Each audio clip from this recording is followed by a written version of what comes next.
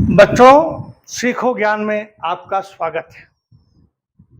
वीरेंद्र त्रिपाठी आपका स्वागत कर रहे हैं। हमने अभी सीखो ज्ञान में पुर्तगालियों पर वीडियो बनाया, आपको पढ़ाया, डचों पर पढ़ाया।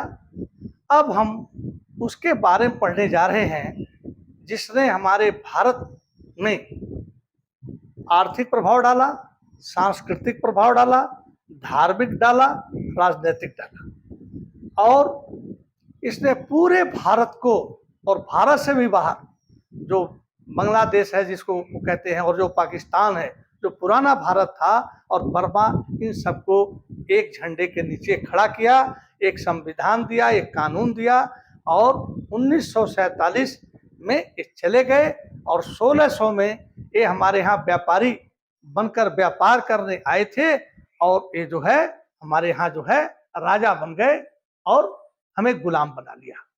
तो आप लोगों ने हमेशा सुना होगा कि 4 चीजें सुनने में आती हैं, यूके, उसके बाद ब्रिटेन,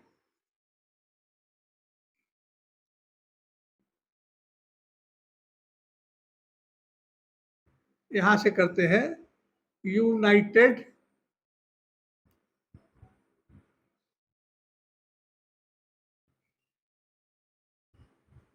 यूनाइटेड किंगडम,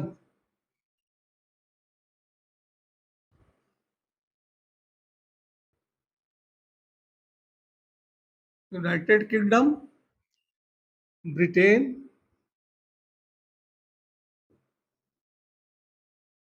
इंग्लैंड,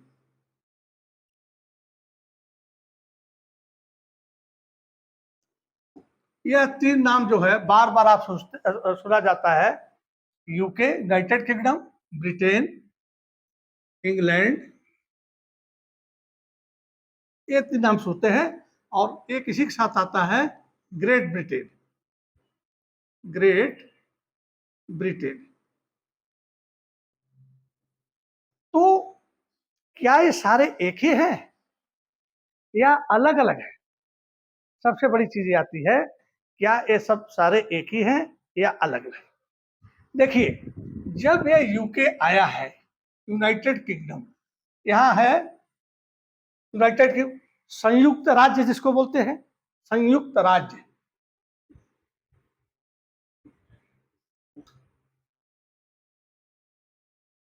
तो इसके अंदर कौन कौन से देश आते हैं हम आपको बता दें, क्योंकि हमारा जो यूरोप महाद्वीप है, इसके उत्तर पश्चिम में ये सब बसे हुए हैं। मतलब कौन कौन बसा है? एक तो जो है आयरलैंड है,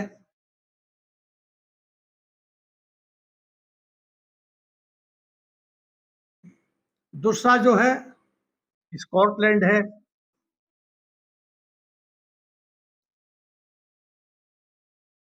तीसरा क्या है? इंग्लैंड है और चौथा है वेल्स।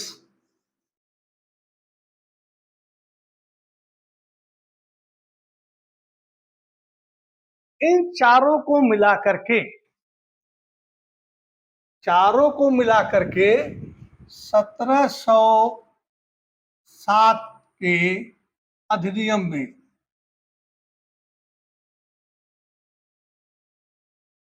अधिनियम के द्वारा जो है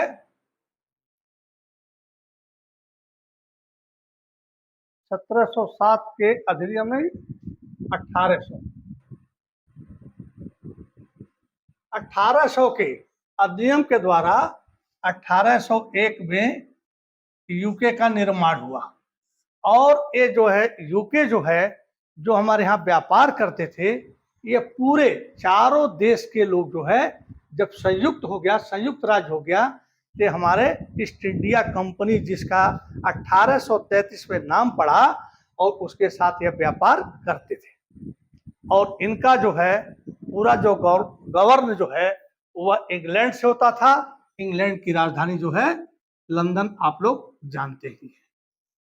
अब देखिए, हमारे एशिया सॉरी यूरोप महाद्वीप में उत्तर पश्चिम, मान लीजिए कि एशिया महाद्वीप है,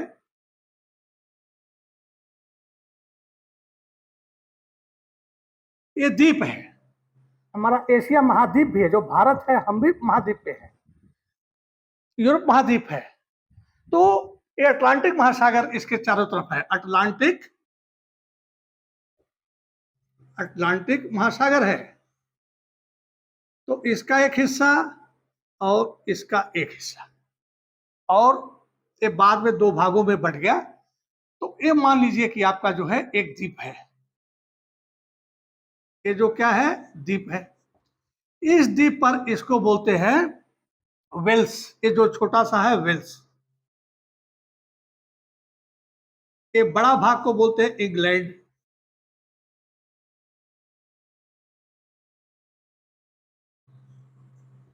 और इस भाग को बोलते हैं स्कॉटलैंड।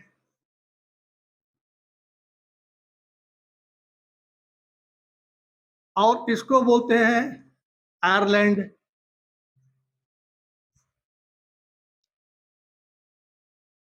और ये जो दोनों भाग हैं जो बीच में मैंने बांट दिया है, ये जो है उत्तरी है और ये जो है दक्षिणी आयरलैंड है।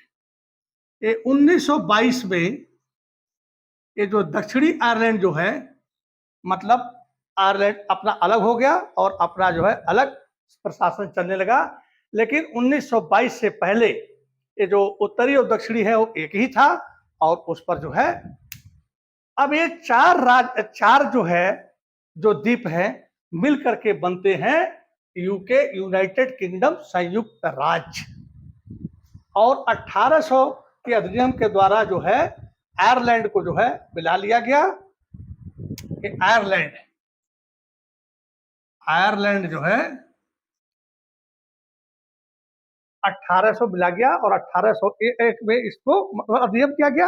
1800 में, 1800 में इसको मिला दिया गया। अब जो है अब बचता है आयरलैंड हो गया, स्कॉटलैंड हो गया। स्कॉटलैंड भी जो है पहले एक अलग था। यह 1707 के अधिनियम, बोर्ड भर गया। अब इसको मैं मिटा देता हूं जिससे कि आपको सही दिखाई दे।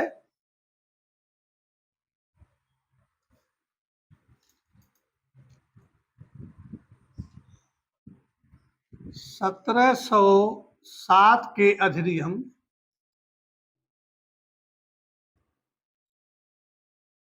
नियम के अंदर स्कॉटलैंड का विलय स्कॉटलैंड का विलय इंग्लैंड में हो गया। इंग्लैंड में हो गया। तब यह बनता है ब्रिटेन।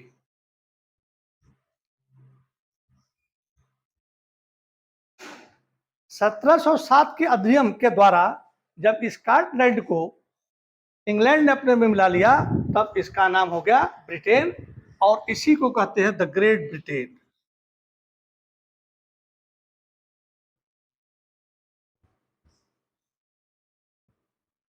उसके बाद 1534 और 36 के अधिनियम के द्वारा 1534 और 36 के अधिनियम, ये सब अधिनियम हैं।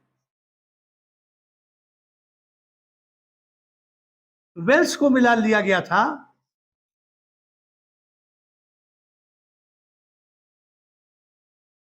वेल्स को मिला लिया गया था इंग्लैंड में। तो इंग्लैंड तो था ही। तो हमने आपको कहा ना पहले, ये यूके क्या है, यूके में चार है।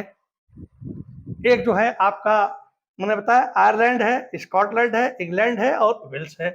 और 1801 में जो है आयरलैंड इसमें मिला। 1707 के अधिनियम में ये मिलता है स्कॉटलैंड। और 1534 और 1536 के अधिनियम में वेल्स को इसको मिला लिया जाता है। इसलिए इसको बोलते हैं कि कहीं मतलब 1800 के बाद यूके बोलते हैं। लेकिन हमारे यहाँ जो है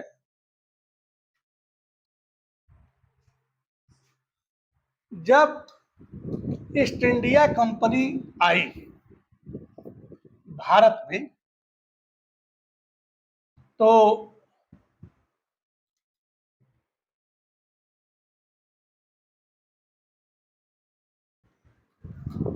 तो ईस्ट इंडिया कंपनी,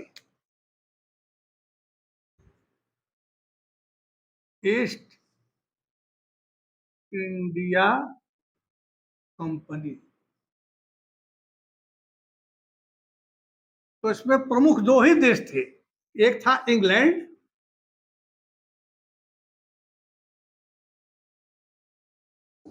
और प्लस वेल्स, क्योंकि यह 1600 ईस्वी में इसने पूर्वीय देशों के साथ ट्रेडिंग की, व्यापार की। क्लियर हो गया।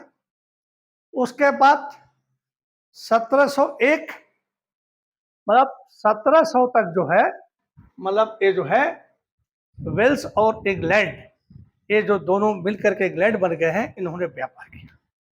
1701 के बाद स्कॉटलैंड आ गया, और इसमें सबसे बड़ी खासियत क्या थी कि जैसे जैसे कंपनी का नाम बदलता गया, उसके बाद जो है राज्य भी मिलते गए, तो कंपनी के नाम जो है बीच बीच में बदलते गए, और लास्ट में 1833 के चार्टर एक्ट के द्वारा इसका छोटा नाम कर दिया गया EIC, ईस्ट इंडिया कंपनी।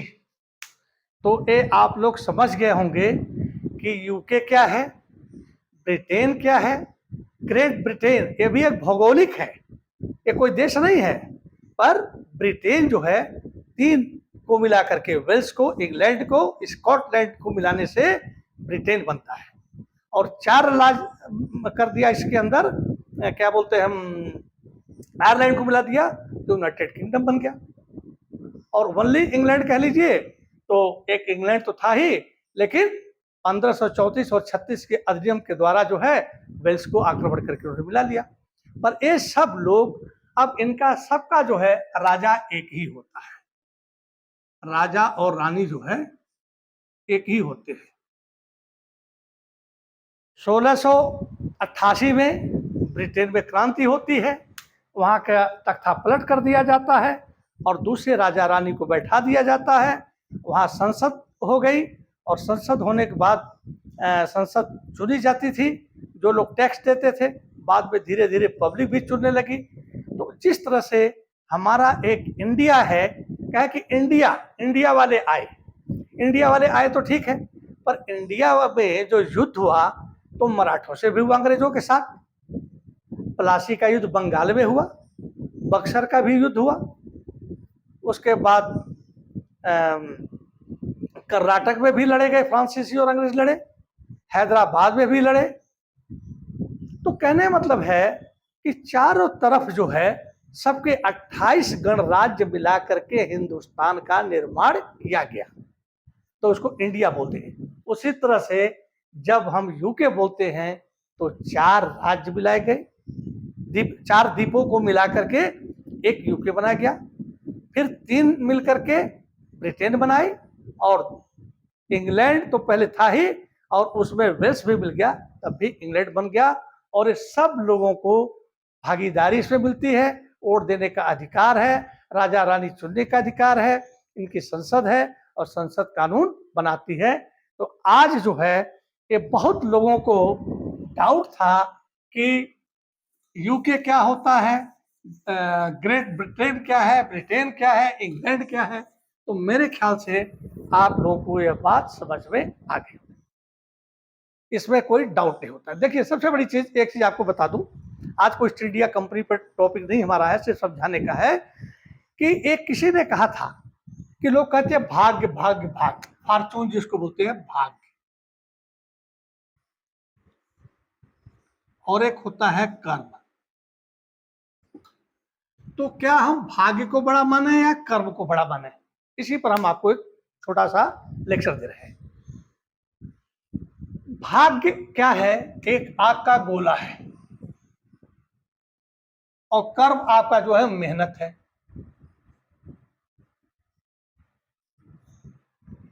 आप जा रहे हैं ठंड इलाका में, एक जगह देखे हैं कि कुछ राख पड़ी है, कुछ लोग आग ताप करके चले गए हैं और जब वो ठंडी हो गई है तो छोड़ करके चले गए हैं। आप जा रहे हैं, आपको बहुत ठंड लगी है, वो झाड़ियां हैं वहां पर, बर्फ पड़ जाता है, सूखी सूखी झाड़ियां हो जाती है, आपको बचना है।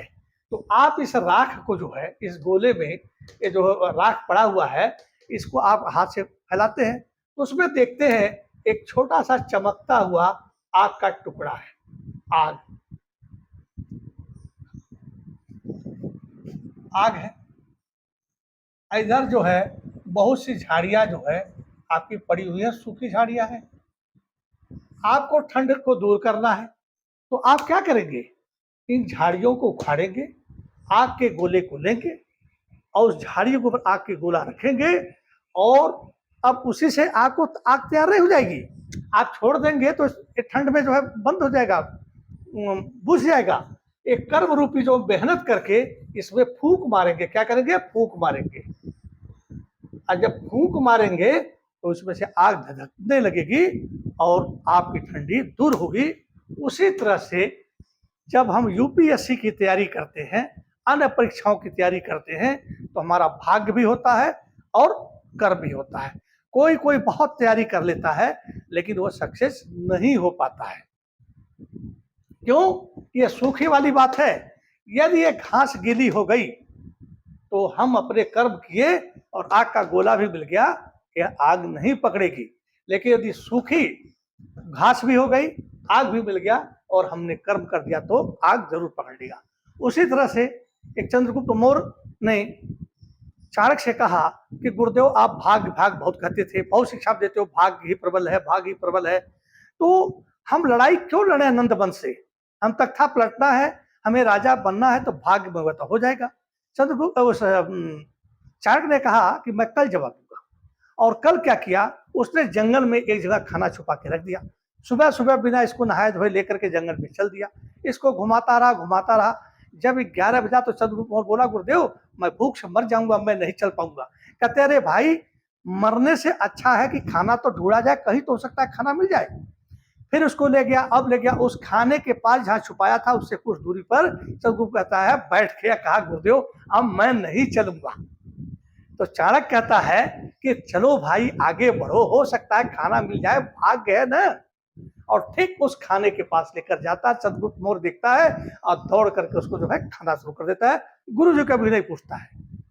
तो कहने मतलब है कि यदि ये दौड़ करके न गया होता, जंगल में न ढूंढा जाता, तो उसको खाना नहीं मिलता। उसी तरह से नंद वंश पर जब तक आक्रमण नहीं किया जाएगा, लड़ाई नहीं लड़ी जाएगी, खून नहीं बहाएंगे, पसीना नहीं बहाएंगे, तो नंद वंश का नाश नहीं होगा और तुम सम्राट नहीं बनोगे। चंद्रगुप्त मौर्य ने कहा। उसी तरह से एक तीसरा उदाहरण है। मान लीजिए एक एग्जाम है, 100 क्वेश्चन है। क्वेश्चन कितने? 100 है। 100 कैंडिडेट है और 100 नंबर का मार्क है। अब इसमें 70 जो है कैंडिडेट विद्यार्थी जो है कहते हैं मैंने 70% सही किया है, सही किया है। तो उसके बाद 70 लोगों ने सही किया, 80 लोगों ने 80% सही किया, जिसमें 70 भी इंक्लूड है। इसमें 10 और बढ़ा दिए, प्लस 10 कर दीजिए। और उसके बाद फिर अब 80 हो गया और उसमें जो है 10 और बढ़ा दीजिए, तो 90 लोगों ने कहा कि मैंने 90% सही किया है। अब इसमें जो है फिर आप जो है 10 बढ़ा दीजिए तो 100% होता है। तो 100% में लोगों ने कहा कि मैंने जो है 98, 97, 96 और 95 और 92। टोटल पोस्ट कितनी निकली थी? 5। टोटल पोस्ट 5 था। तो किसको नौकरी मिलेगा?